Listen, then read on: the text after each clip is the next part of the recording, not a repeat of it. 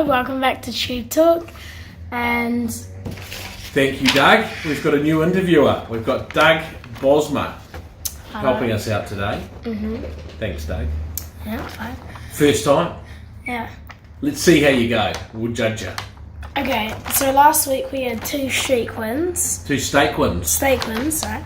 And the first was Sentimentalness. Yes, she won the Wanganui Cup. Great to have her back. The Oaks winner on a firm track, but Lisa said she had her right. Won really well, and over 2,000 metres, she'll beat her over longer, and she'll go to the Sky City, the City of Auckland Cup on the 1st of January at Ellerslie. And we also had Alward. Alward, such a great trooper. He won the ATC Cup in Sydney, $140,000 Australian dollar race. He was dominant, great ride by Hugh Bowman.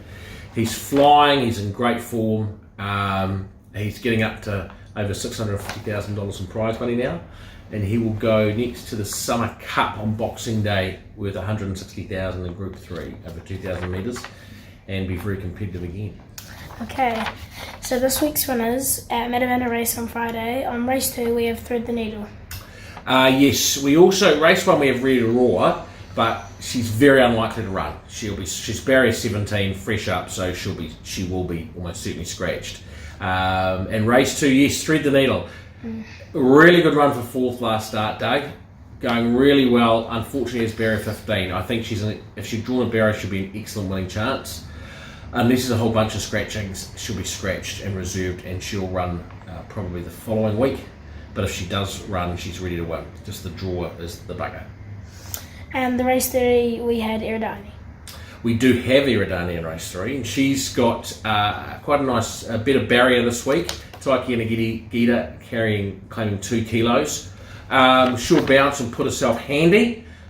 She blew out first up. She just blew out the last little bit, but I think we'll see a much improved performance from her on Friday. I think she'll improve more with the run, but I think we'll see her run much better.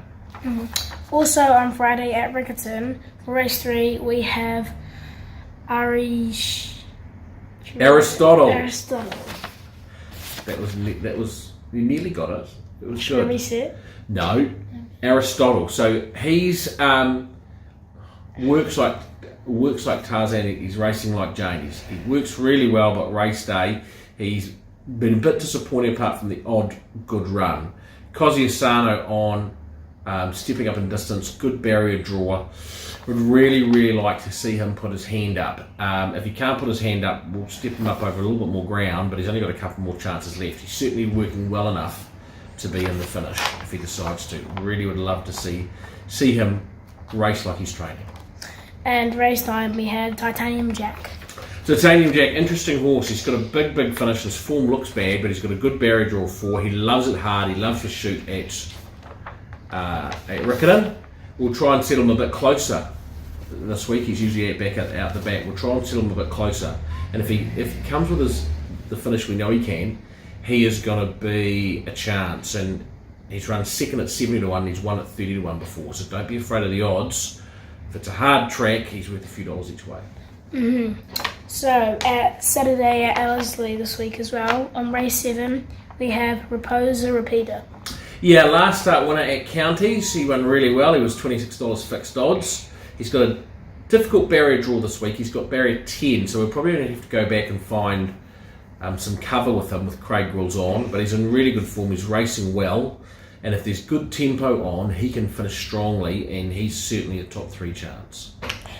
Yes, and also on Saturday in Sydney, race 2, we have Stardome and Remuera. Yeah, both horses. 2 horses. They're on a rating 73 and 4-year-old 1,800 metres worth 125,000 Australian, and there's only 8 runners. It's a good race for them.